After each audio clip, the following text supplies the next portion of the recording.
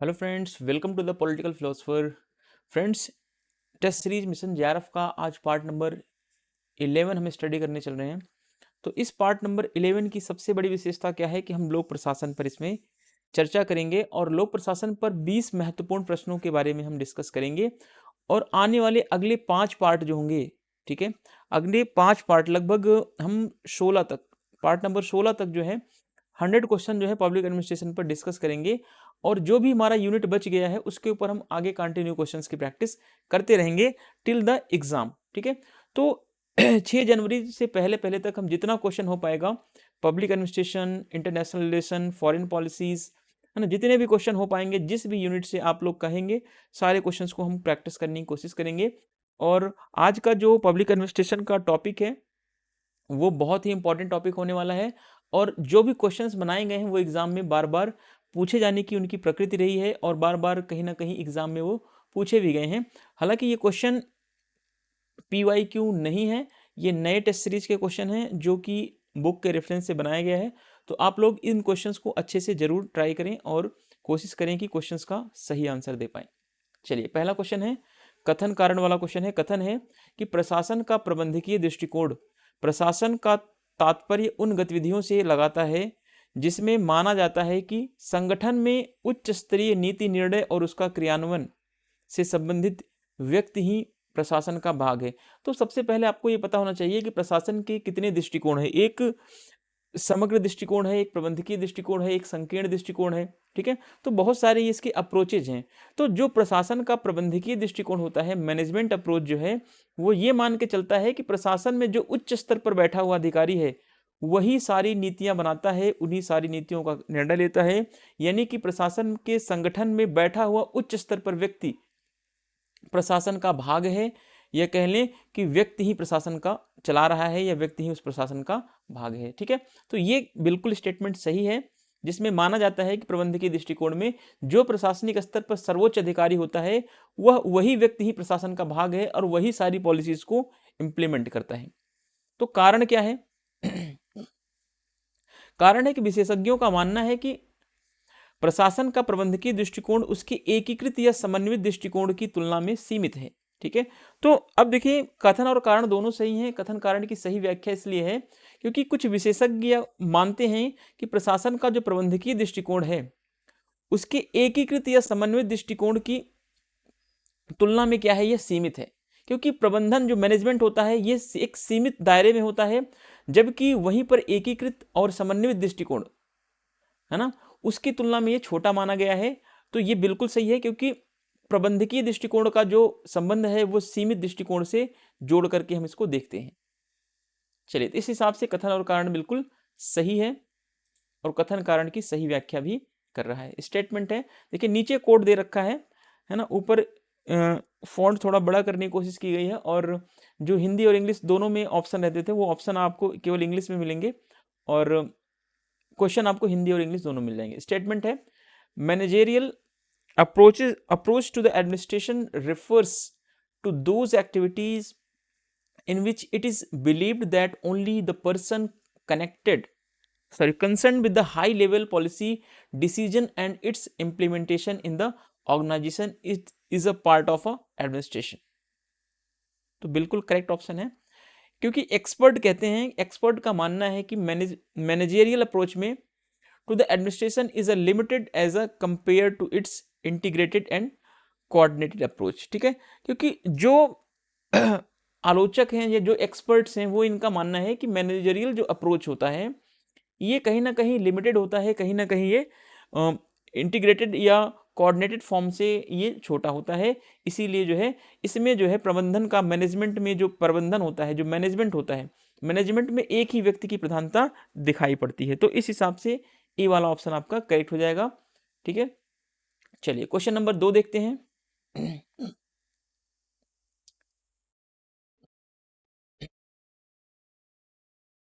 इसमें स्टेटमेंट वाले क्वेश्चन हैं, आपको मैचिंग कराने हैं किसका कौन सा कथन है।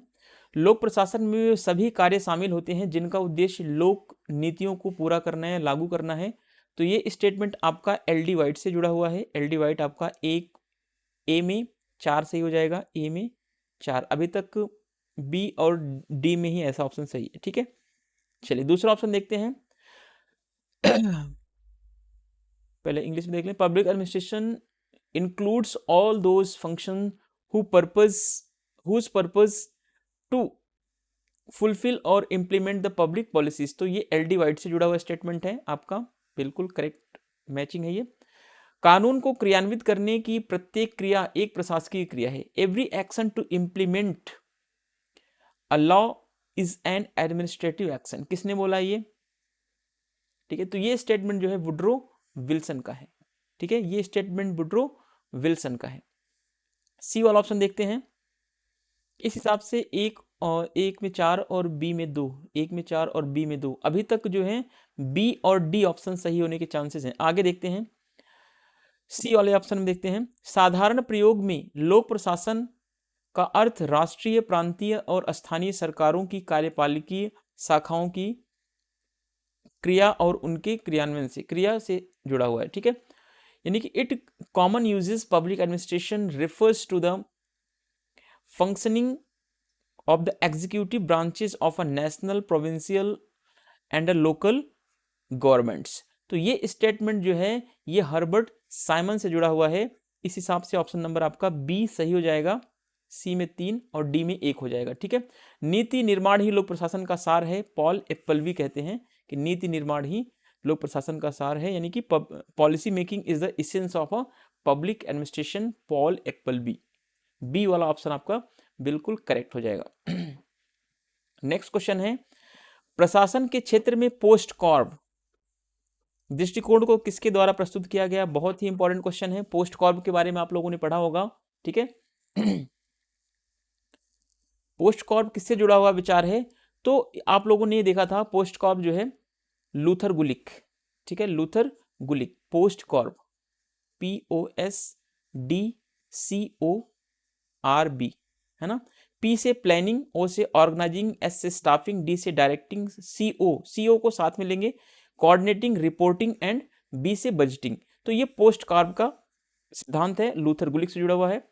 हेनरी फ्योल जो है POCC से जुड़े हुए हैं, POCCC, ठीक है, planning, organizing, commanding, coordinating and control. ये सीक्वेंस में आपको याद होना चाहिए। मेन चीज याद है तो कोई बड़ी बात नहीं है, याद है तो सीक्वेंस में याद होना चाहिए, क्योंकि एग्जाम में जो पूछा जाता है वो सीक्वेंस में पूछता है, ठीक है। चलिए,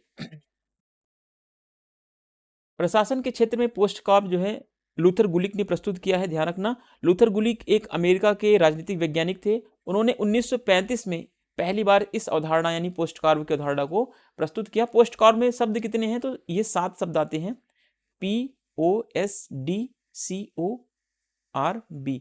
देखने में आपको 1 2 3 4 5 6 7 8 लग रहे हैं ना, लेकिन ये C और O जो है एक साथ पढ़ा जाएगा, इसलिए 1 2 3 4 5 6 7 है, 7 ही वर्ड है इसमें, ठीक है, ये ध्यान रखना। यह अवधारणा सबसे पहले 1937 में लूथर गुलिक और लिंडन उर्विक ने संपादित एक पेपर में दिखाया था, ठीक है। पोस्ट कॉर्प का फुल फॉर्म क्या है? Planning, organizing, staffing, directing, coordinating, reporting and budgeting. तो ये चीजें आप ध्यान रखना। यह लोक प्रशासन से जुड़ा हुआ एक अप्रोच है, पोस्ट कॉर्प का अप्रोच।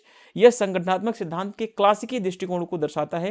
यानी आप संगठन के सिद्धांत जब पढ़ेंगे, संगठन के सिद्धांत, थ्योरी ऑफ ऑर्गेनाइजेशन जब आप पढ़ेंगे, तो उसमें आप क्लासिकी दृष्टिकोण को देखेंगे, शास्त्रीय दृष्टिकोण को, व्यवहारवादी दृष्टिकोण को, वैज्ञानिक दृष्टिकोण को, सारे अप्रोचेस को आप जब वहां पे स्टडी करेंगे, तब वहां पे आपको ये लूथर गुलिक का जो पोस्ट कॉर्प का अप्रोच है, ये अप्रोच जो है क्लासिकल दृष्टिकोण में आपको देखने को मिल जाएगा, ठीक है।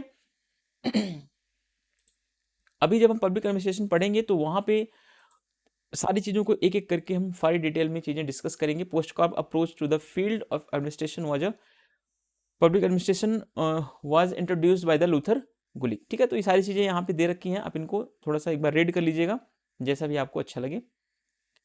चलिए क्वेश्चन नंबर 4 देखते हैं।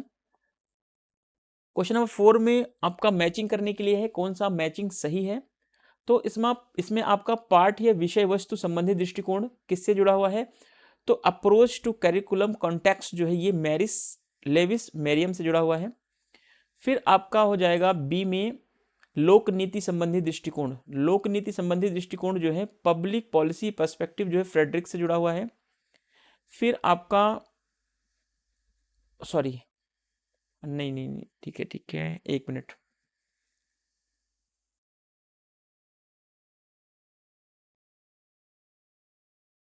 एक मिनट ये रहा आपका, फिर से देखते हैं, थोड़ा कलर चेंज कर लूँ एक बार इसका मैं, तो फिर सही थोड़ा सा पता चलेगा। चलिए हाँ फिर से देखते हैं, इसको मैचिंग कराते हैं। पाठ ही विषय वस्तु संबंधी दृष्टिकोण यानी कि approach to the curriculum context जो है ये हाँ लेविस मेरियम से जुड़ा हुआ है, तो बिल्कुल करेक्ट है। फिर आपका लोक नीति संबंधी दृष्टिकोण जो है ये पब्लिक पॉलिसी पर्सपेक्टिव जो है ये आपका जुड़ा हुआ है मर्सन से, ठीक है, मर्सन से ये जुड़ा हुआ है। फिर आपका मनोसामाजिक दृष्टिकोण साइको सोशल अप्रोच जो है ये आपका फ्रेडरिक से जुड़ा हुआ है। और व्यापक दृष्टिकोण जो है ये विलोबी से जुड़ा हुआ है। इस हिसाब से ऑप्शन नंबर आपका मैचिंग देख लीजिए किसमें मैच कर रहा है, 1 में 3 किसमें है, 1 में 3 इसमें है, सी वाला ऑप्शन आपका करेक्ट ऑप्शन हो जाएगा। ठीक है, याद रखना ऐसे क्वेश्चन एग्जाम में पूछे जाते हैं बार बार, तो आप लोग अपनी प्रिपरेशन को इस तरीके से रखें। ठीक है, ये बहुत आसान क्वेश्चन है, ये एमपी सेट के एग्जाम में भी आया हुआ है। ठीक है, एमपी सेट के पेपर में भी अभी रिसेंटली मैंने जो आपको पेपर सॉल्व करवाया था उस एग्जाम में भी ये आया हुआ है। यह कथन किसका है कि जब तक लोक प्रशासन का अध्ययन तुलनात्मक नहीं बनाया जाता तब तक लोक प्रशासन को विज्ञान बनाने का दावा खोखला बना रहेगा। तो Robert Dahl is the correct option, who said that unless the study of public administration is a made comparative, the claim of considering public administration is as a science will remain hollow। ठीक है, तो Robert Dahl is the correct option.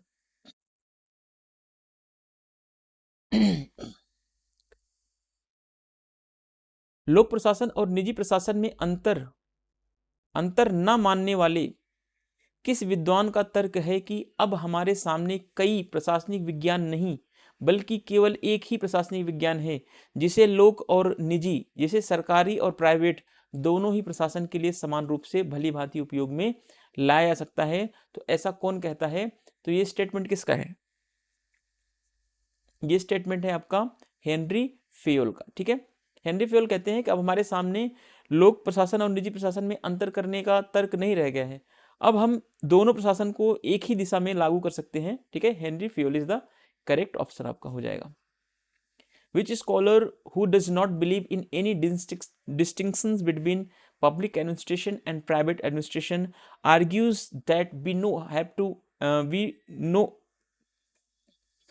have not many administrative sciences but only one which can be applied equally well both public and private administration। Henry Fayol is the correct option।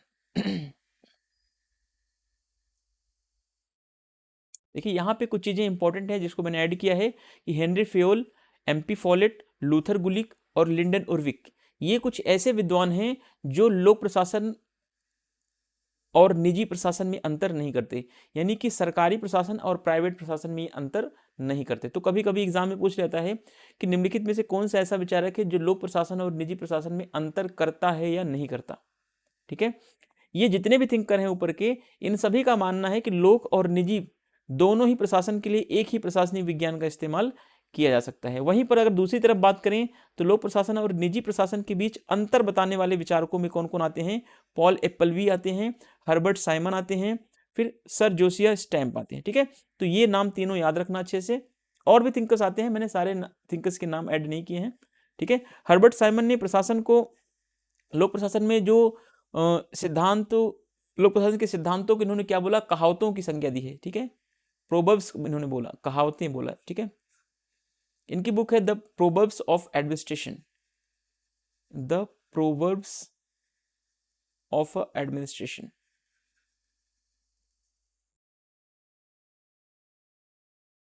फिर से मैं आपको बता दूं कि आप लोगों को कोई टेस्ट सीरीज खरीदने की कोई ज़रूरत नहीं है।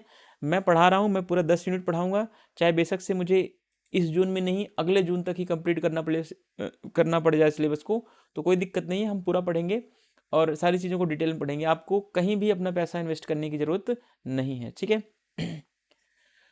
Administrative thinker like Henri Fayol, MP Follett, Luther Gulick and Lyndall Urwick, ये सब बिलीव करते हैं कि पब्लिक एडमिनिस्ट्रेशन और प्राइवेट एडमिनिस्ट्रेशन में कोई डिफरेंट नहीं है, there is a no different between public administration and a private administration, तो याद रखना। और दूसरी तरफ बात करें कि वे थिंकर्स जो ये बिलीव करते हैं कि public administration and private administration दोनों क्या हैं, दोनों में डिफरेंस है, जिसमें पॉल एप्पलबी आते हैं आपके, ठीक है, एप्पलबी हैं, हर्बर्ट साइमन है और सर जोसिया स्टैम्प, ये इन तीनों का नाम याद रखिएगा।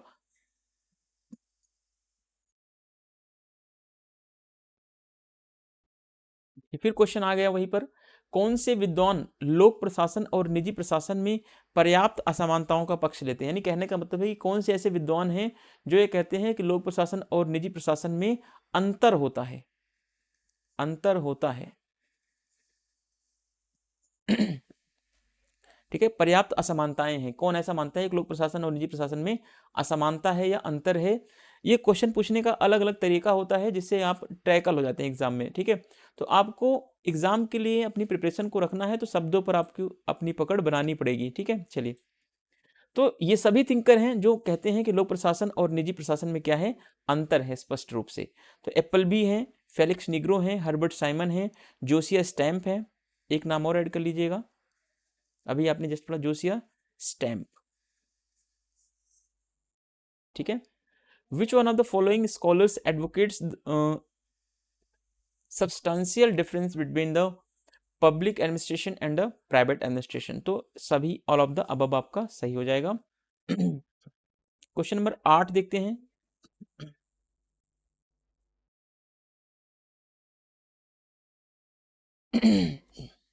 चलिए,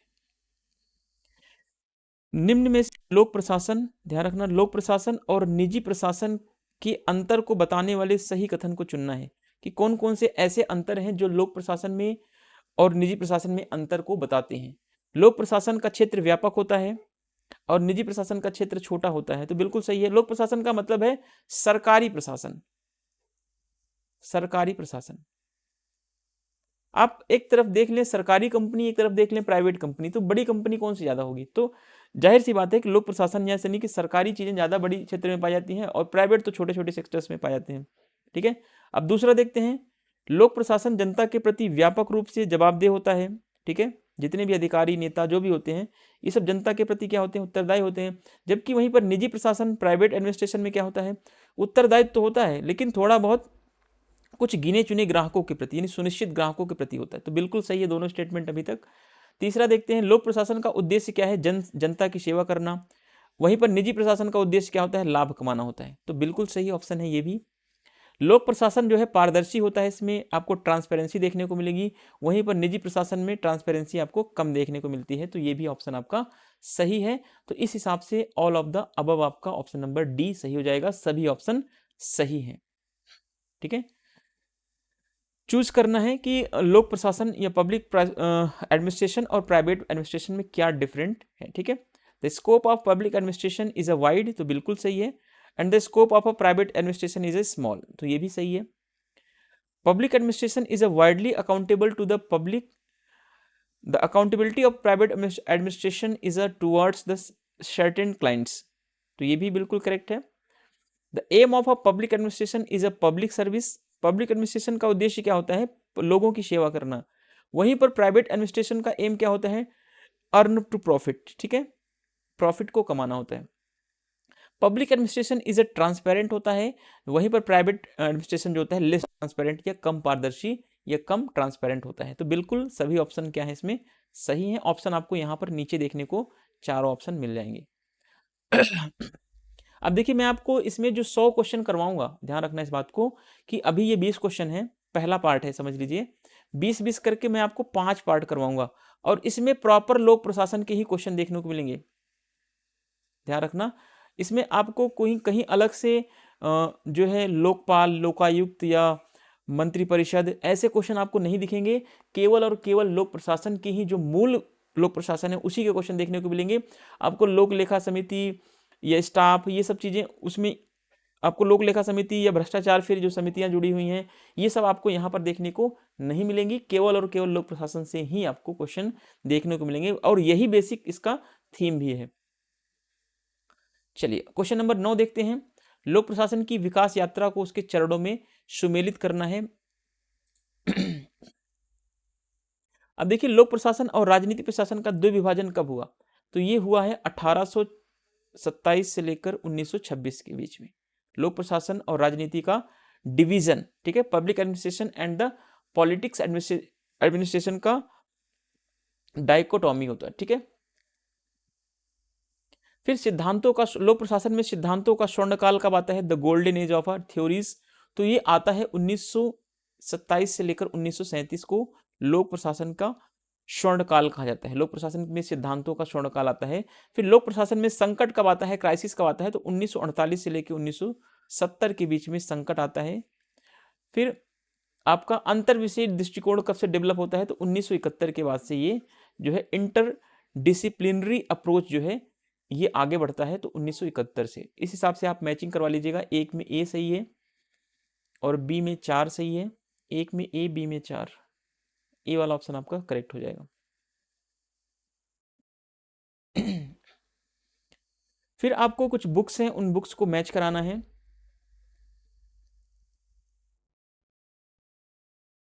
ठीक है, बुक्स को मैच कराना है। कौन सी बुक्स किसकी है, the study of administration Woodrow Wilson की है, ये आपको पता भी है। Politics and administration Frank J गुडनाउ की है, ये अमेरिकी लोक प्रशासन के पिता हैं, अमेरिकी लोक प्रशासन के पिता, ध्यान रखना, लोक प्रशासन के पिता हैं ये अमेरिका के। और वुड्रो विल्सन जो है ये लोक प्रशासन के पिता हैं, फादर ऑफ पब्लिक एडमिनिस्ट्रेशन। और फ्रैंक जे गुडनाउ जो हैं ये father of American public administration, ठीक है।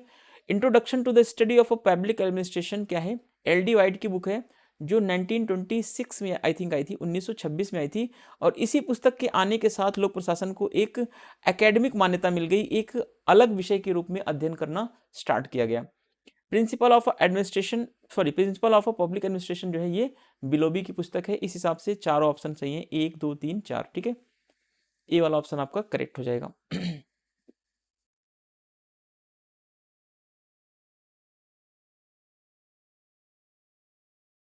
चलिए आसान क्वेश्चन है, निम्न में से किस विद्वान के द्वारा लोक प्रशासन के सिद्धांत का मजाक उड़ाते हुए उन्हें किंवदंती या कहावतों की संज्ञा दी गई है। मैंने आपको अभी बताया था कि एक बुक है the proverbs of administration,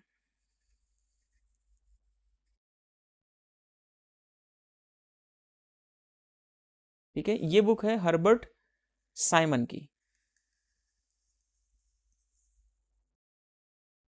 Herbert Simon की बुक है।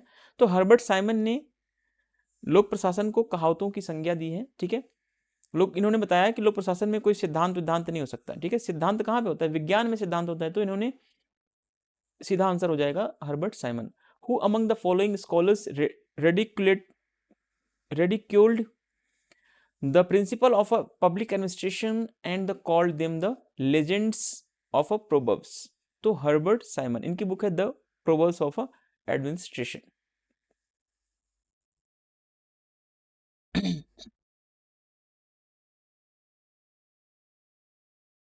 थोड़ा सा इसको छोटा कर लेते हैं जिससे ऑप्शन आपका एक साथ दिख जाए, ठीक है।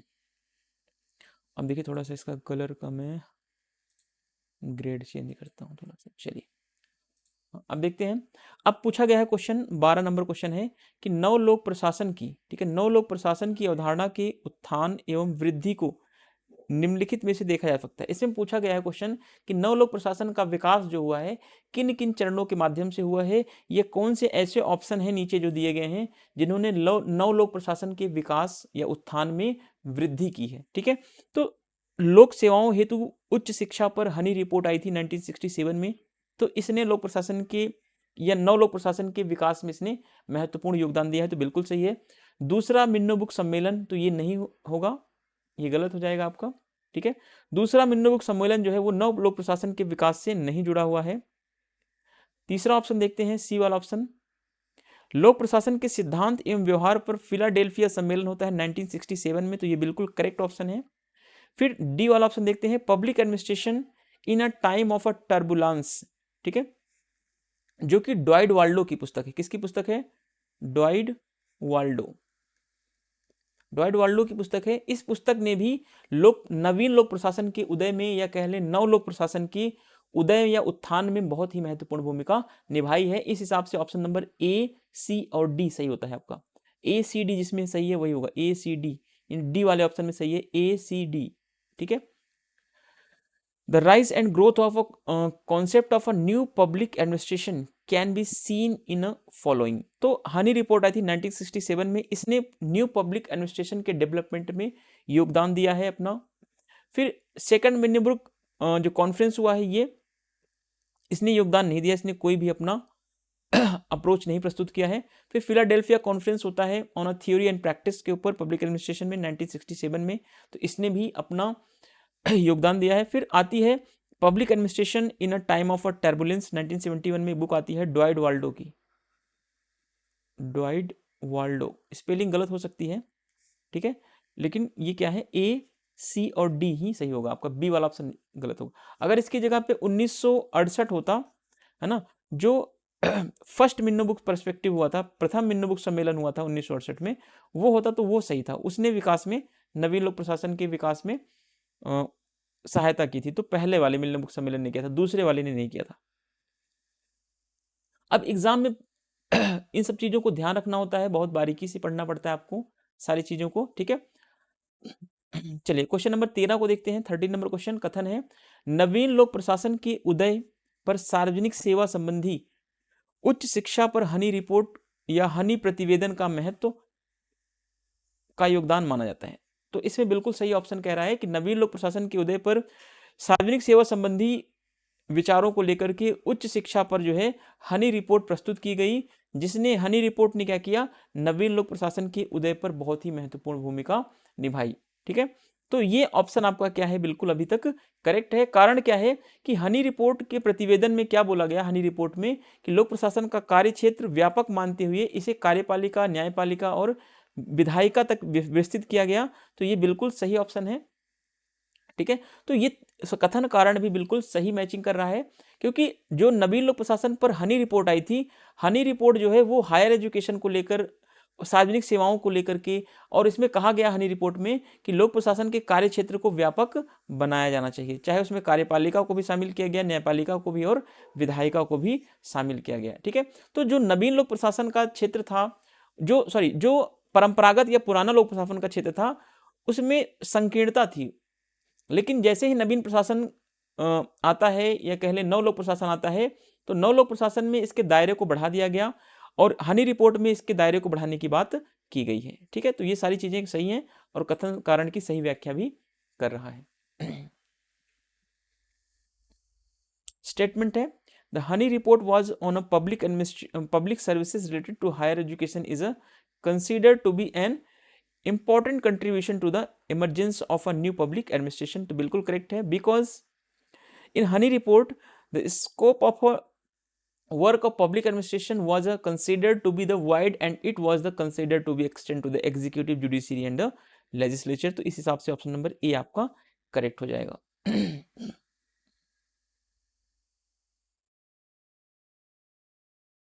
अब देखिए कुछ चीजें आपको याद रखनी है जो एग्जाम में बार बार पूछा जाता है कि नव लोक प्रशासन को आगे बढ़ाने में या नव लोक प्रशासन के उदय में कुछ महत्वपूर्ण घटनाएं हुई हैं जो मील के पत्थर की तरह जानी जाती हैं। इनको आप क्रम से याद रखिएगा। पहला हनी रिपोर्ट आया 1967 में, दूसरा लोक प्रशासन के सिद्धांत और व्यवहार संबंधी सम्मेलन होता है 1967 में, फिर तीसरा होता है लोक प्रशासन को बढ़ाने में, या नवीन लोक प्रशासन को आगे बढ़ाने में, फिर 1968 में, 1968 में मिन्नोब्रुक सम्मेलन होता है, फिर उसके बाद आती है फ्रैंक मैरनी की बुक जो 1971 में लिखी गई है, ठीक है। नवीन लोक प्रशासन की दिशाएं, इसको याद रखना ऐसे, डायरेक्शन या towards a new public administration, ऐसा कर लीजिए, टुवर्ड्स, डायरेक्शन नहीं, towards of a new public administration, Minnowbrook perspective, ठीक है, edited by the Frank Marini. तो चौथे नंबर पे आया। पांचवें नंबर पे आया था ड्वाइड वाल्डो की पुस्तक 1971 में, उथल पुथल के काल में लोक प्रशासन का प्रकाशन, है ना, the public administration, publication of public administration in the time of turmoil edited, या टाइम ऑफ टर्बुलेंस, जो भी आप कह सकते हैं, ठीक है। तो ये ड्वाइड वाल्डो की पुस्तक थी। तो इस तरीके से आपको पांचों सीक्वेंस याद होने चाहिए। ये सब क्या कर रहे हैं, ये पांचों मिलकर के नवीन लोक प्रशासन के उदय और विकास में मील के पत्थर के रूप में शामिल होते हैं। ठीक है, ये पांचों आपको क्या करना है, as it is sequence wise याद रखना है। ये एग्जाम में बार बार पूछाता है, इसलिए मैंने यहाँ पर इसको ऐड करने के लिए और एक्सप्लेनेशन भी इसका मैंने सही तरीके से कर दिया। ठीक है, क्वेश्चन नंबर 14 देखते हैं। लोक प्रशासन में क्वेश्चन है कि लोक प्रशासन के क्षेत्र में निम्न में से किस विद्वान को अपने सिद्धांत और रचना के लिए 1978 में नोबेल पुरस्कार दिया गया। तो हर्बर्ट साइमन को जो है लोक प्रशासन के क्षेत्र में उल्लेखनीय कार्य करने के लिए, ठीक है, हर्बर्ट साइमन को क्या दिया गया, नोबेल प्राइज दिया गया। Who among the following scholars was awarded at the Nobel Prize in 1978 for his theory and work of the field of the public administration? To Herbert Simon is the correct option.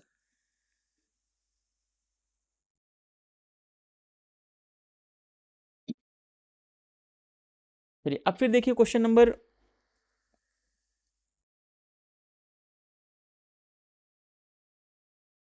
15 देखते हैं। फिर नवीन लोक प्रशासन की निम्न में से सही विशेषता क्या है। ठीक है, राजनीति एवं प्रशासन के मध्य द्विविभाजन को स्वीकार करना, क्या इसकी सही विशेषता है। ठीक है, या फिर इसकी,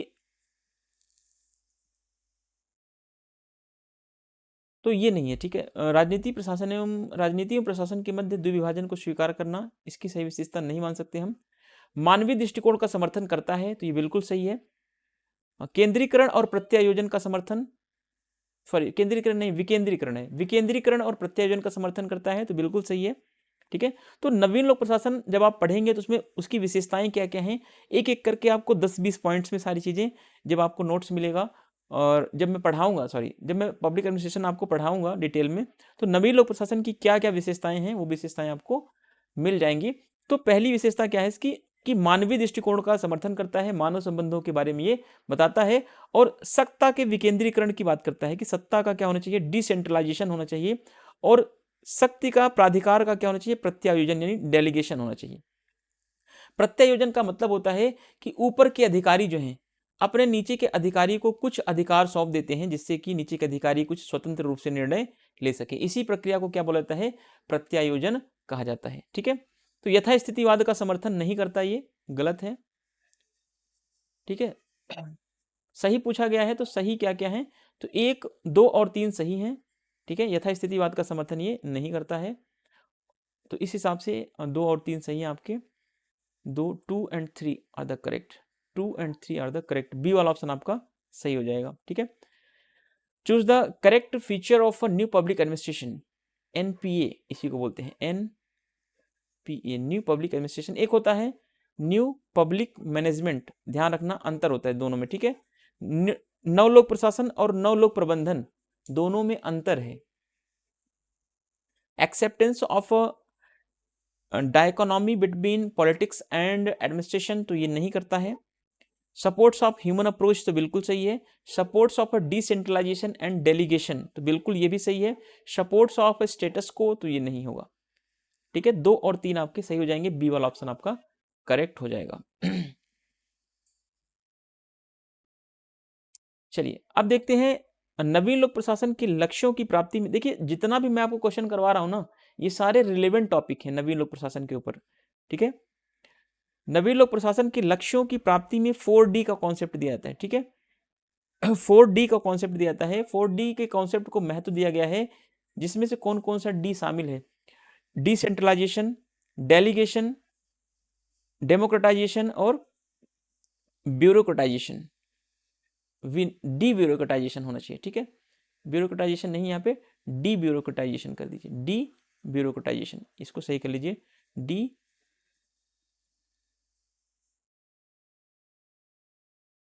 ब्यूरोक्रेटाइजेशन। ठीक है, ऐसा होना चाहिए था। ठीक है, तो इसमें से नवीन लोक प्रशासन के 4 जो डी का कॉन्सेप्ट है, उसमें से क्या क्या, यहाँ पे ब्यूरोक्रेटाइजेशन की जगह पे आप डी कर लीजिएगा, बस सही हो जाएगा। ठीक है,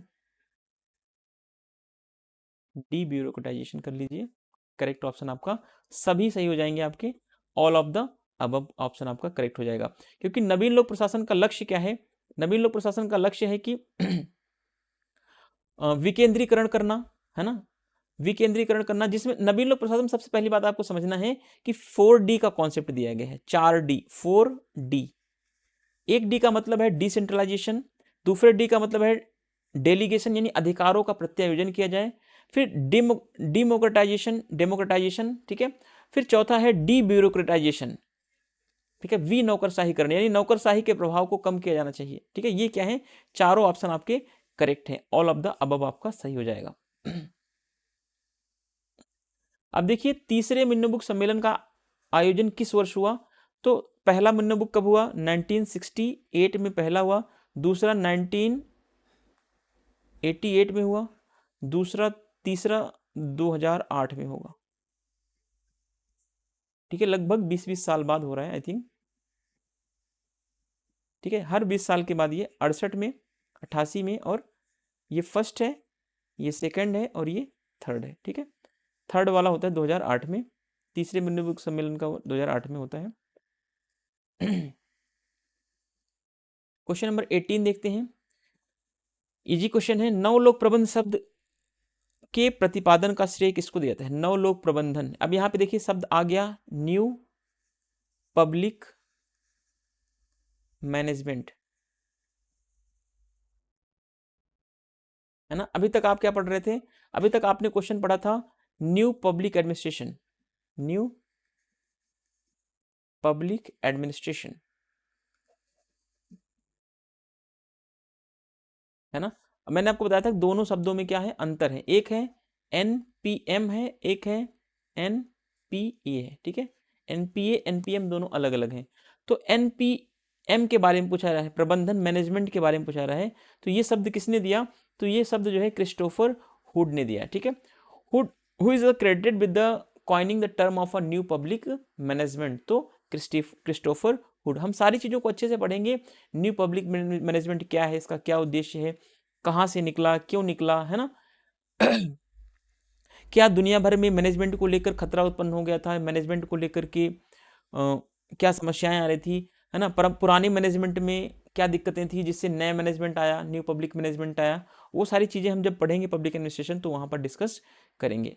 क्वेश्चन नंबर 19 देखते हैं, कौन नवलोक प्रबंधन, ठीक है, ये फिर न्यू पब्लिक मैनेजमेंट से है, नवलोक प्रबंध के अंतर्गत परंपरागत लोक प्रशासन के कुछ सिद्धांतों का विरोध किया जा रहा है, ठीक है।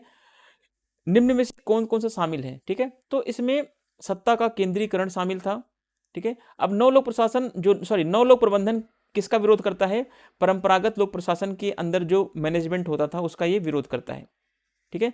तो परंपरागत लोक प्रशासन में कौन कौन से सिद्धांत थे, तो उसमें सत्ता का केंद्रीकरण था, राजनीति और प्रशासन का द्विभाजन था, या फिर कह लें प्रशासन की अवैयक्तिक प्रकृति थी, या पद सोपान से चिपके हुए संगठन थे, ठीक है।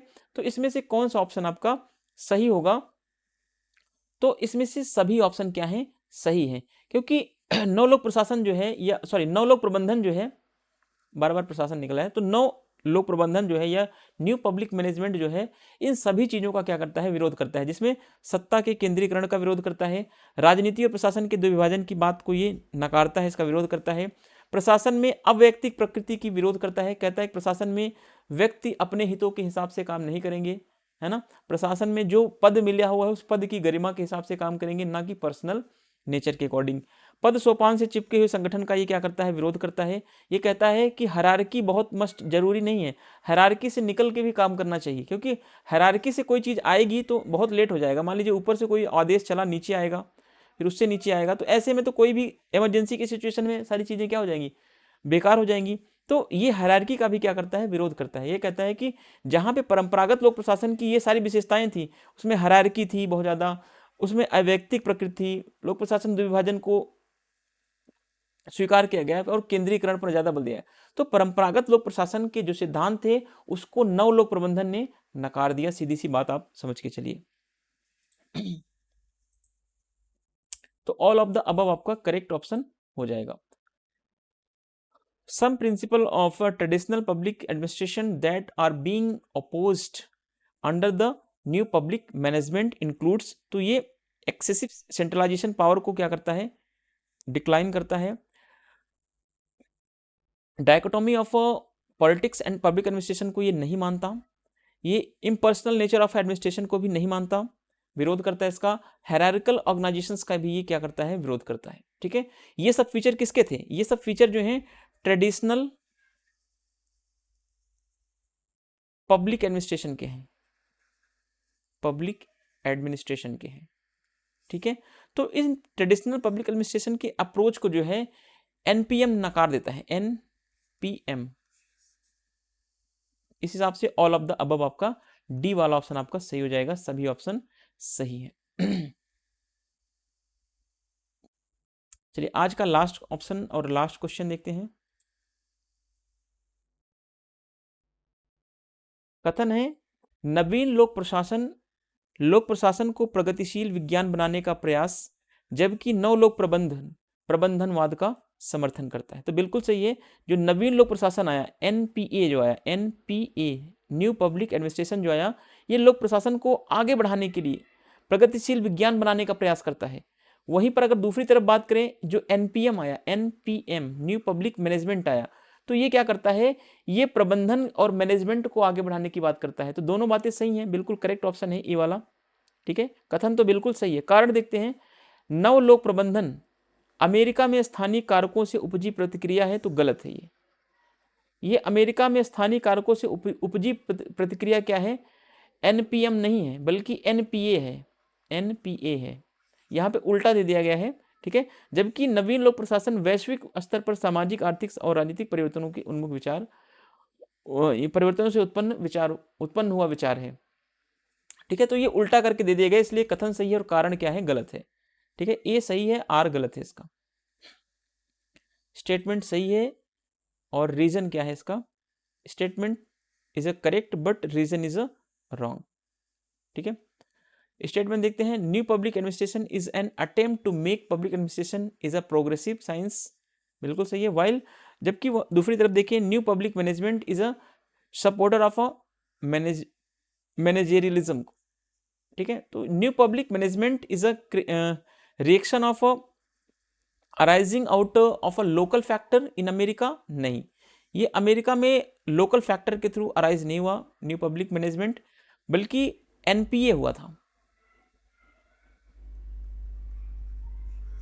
ठीक है, तो उल्टा करके दे दिया गया, तो आप इन चीजों को ध्यान में रखिएगा। एक सही है, कथन सही है और कारण क्या है, गलत है। इस हिसाब से ऑप्शन नंबर सी आपका सही हो जाएगा।